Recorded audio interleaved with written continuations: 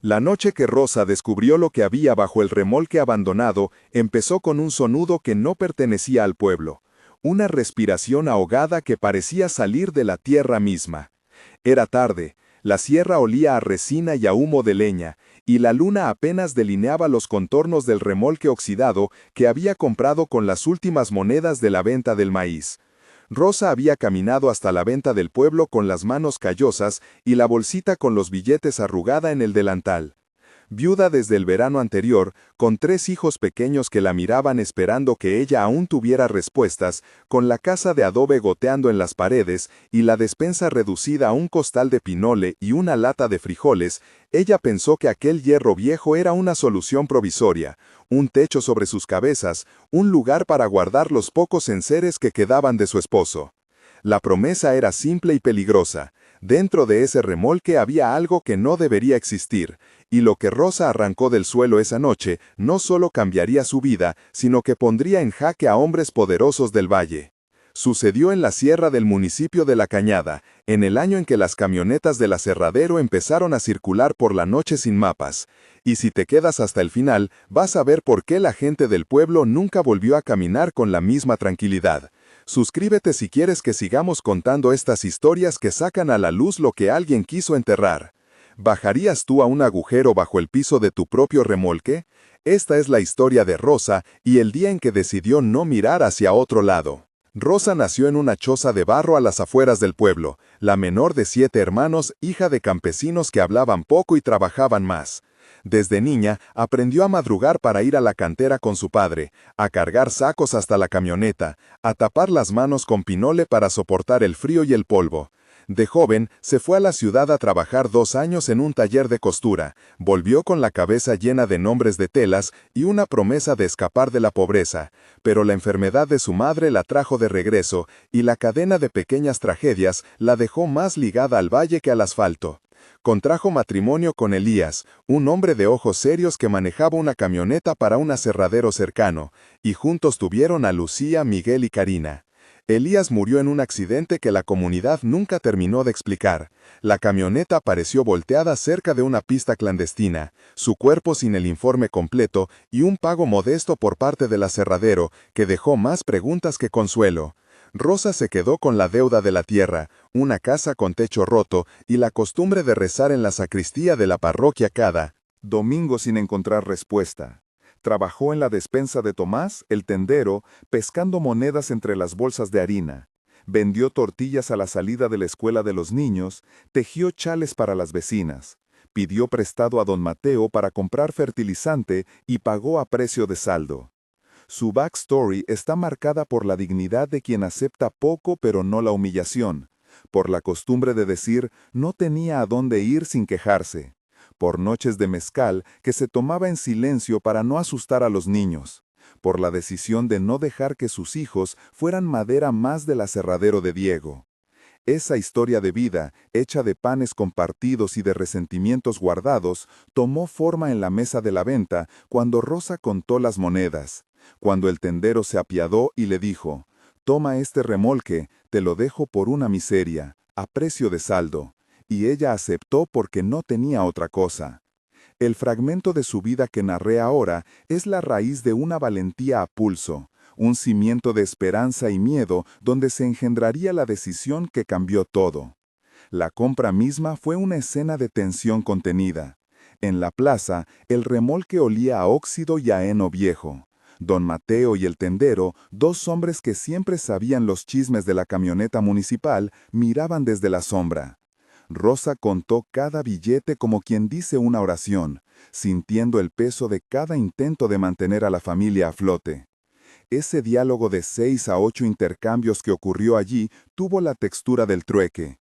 «No tengo más», dijo ella. «Lo vendo barato», respondió don Mateo. «Está podrido», comentó Tomás, tocando una rueda que crujió.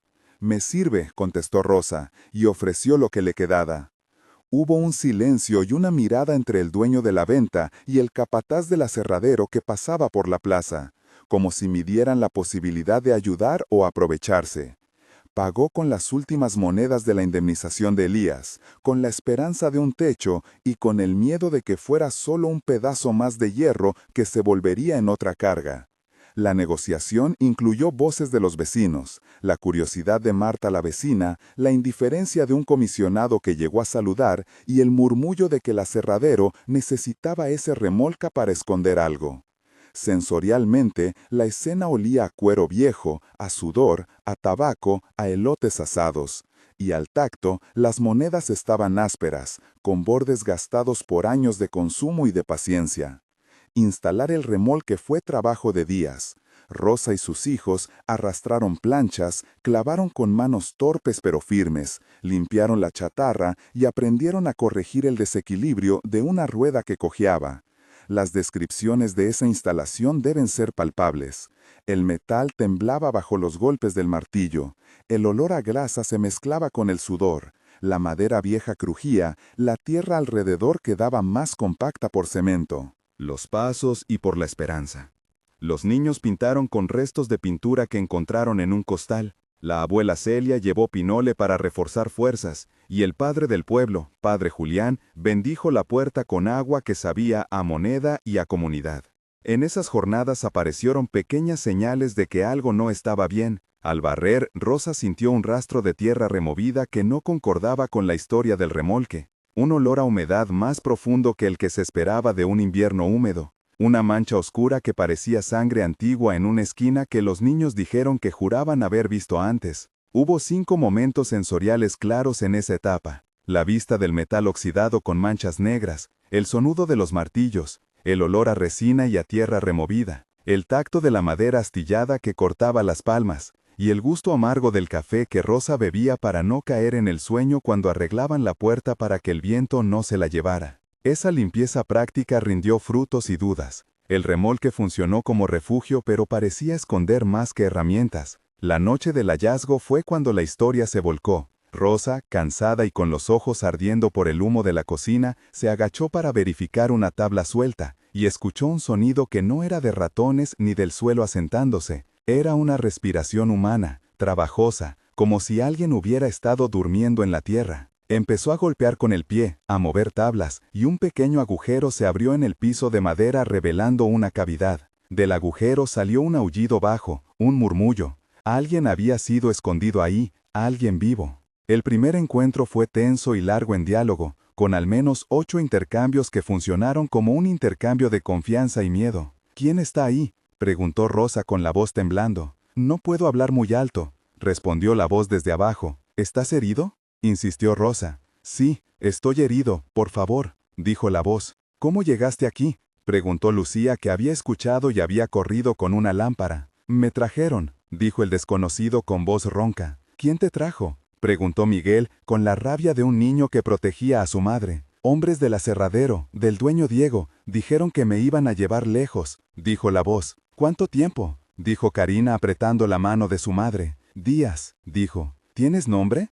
preguntó Rosa. Me llamo Andrés, dijo, pero mi nombre poco importa. Me van a buscar. El diálogo continuó explorando la identidad, los miedos y la petición de agua. Rosa le ofreció un trapo, agua con azúcar, y encontró que tenía heridas infectadas, signos de costras negras que olían a gangrena al tacto. Las conversaciones incluyeron súplicas, promesas, una oración recitada en voz baja por el padre Julián que apareció sin que nadie supiera cómo, y la promesa de silencio que Rosa hizo en voz baja con una mano sobre la boca. De Andrés para que la comunidad no escuchara. Cada frase cargó el aire de la noche con una expectativa de peligro.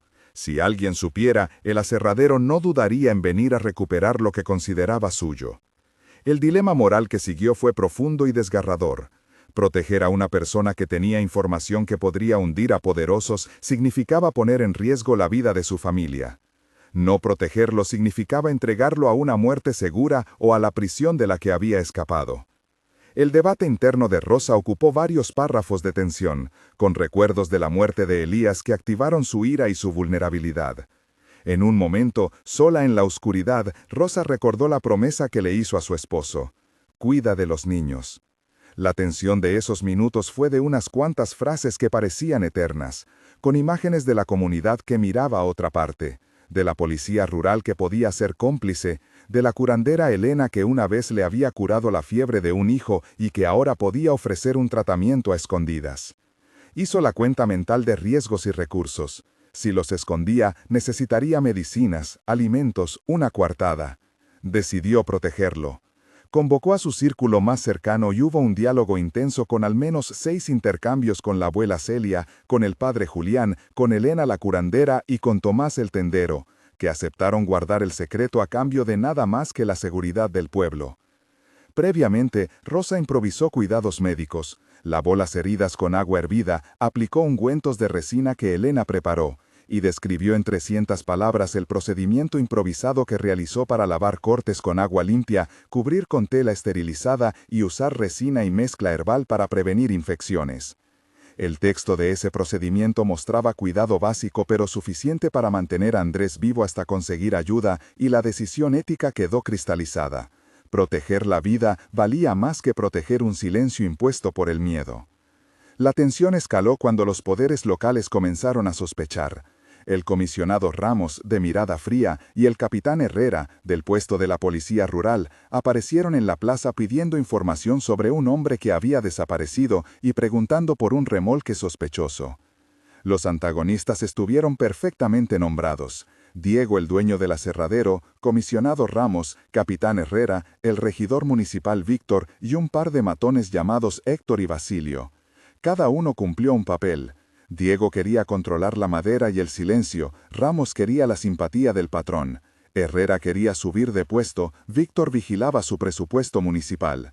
La confrontación fue verbal y amenazante. Hubo una escena de búsqueda en la que la policía revisó casas, preguntó por huellas y exigió la apertura de propiedades.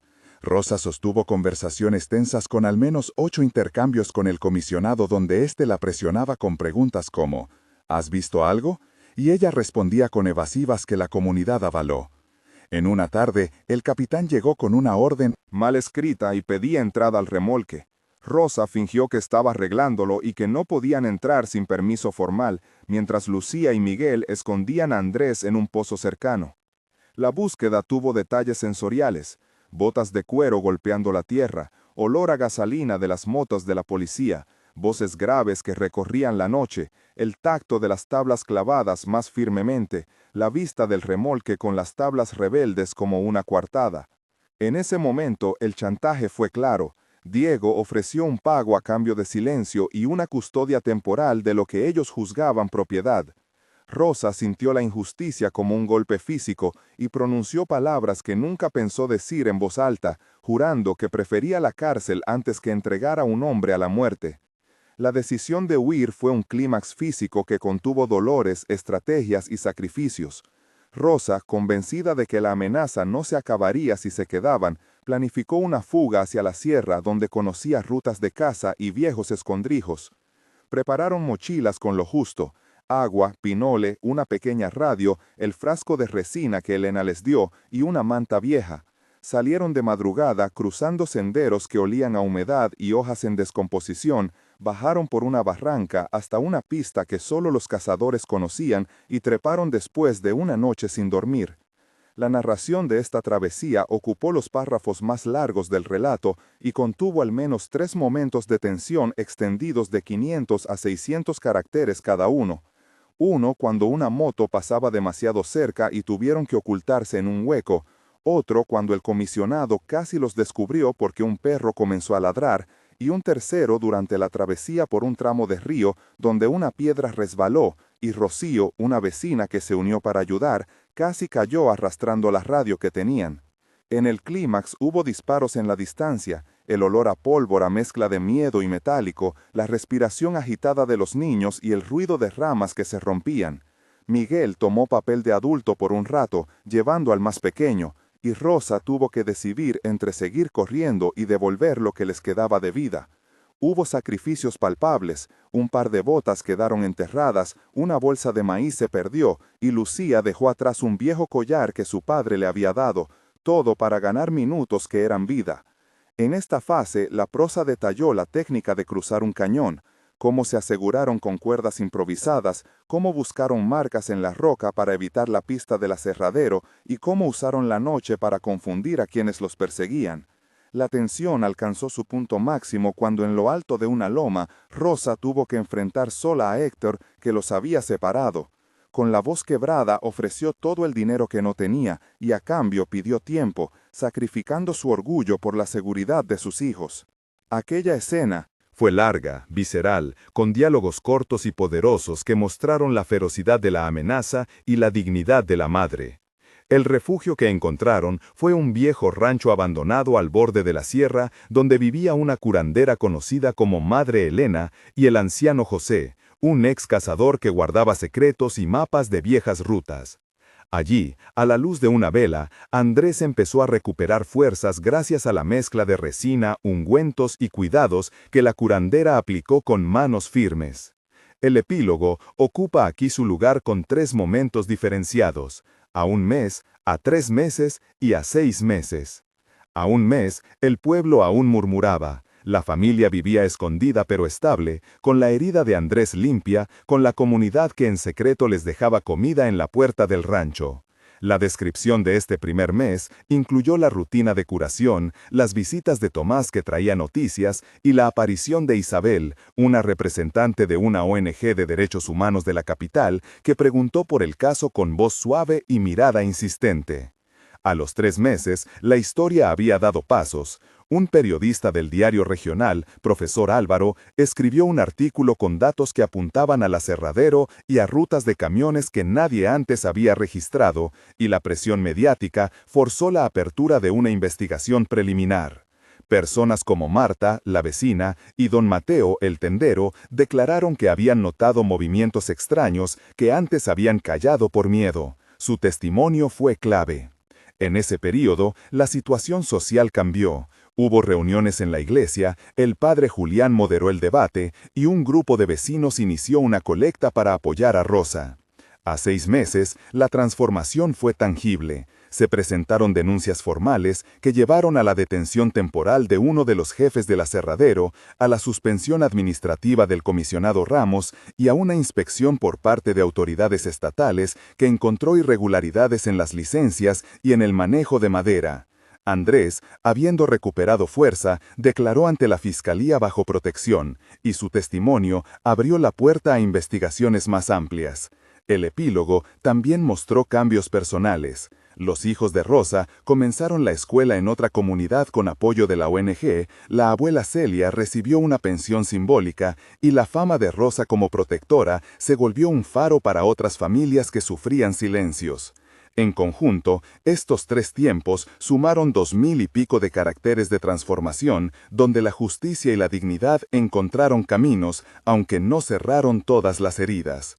A lo largo del relato, aparecieron nombres que dieron cuerpo a la comunidad y a los antagonismos: don Mateo el tendero que vendió el remolque, padre Julián que bendijo la puerta, abuela Celia que dio refugio y pinole, Tomás el tendero que ayudó con información y provisiones, Elena la curandera que aplicó los ungüentos, comisionado Ramos que presionó y luego cayó en desgracia, capitán Herrera que buscó ascenso a costa de la gente, Diego, el dueño del aserradero, cuya red de camiones operaba de noche, Héctor y Basilio, los matones de turno, Isabel de la ONG, profesor Álvaro del diario regional y José, el ex cazador que conocía los caminos. Cada uno actuó, habló y tuvo reacciones específicas que movieron la trama y dieron sensación de una comunidad viva, con voces distintas y con pequeñas traiciones y actos de solidaridad.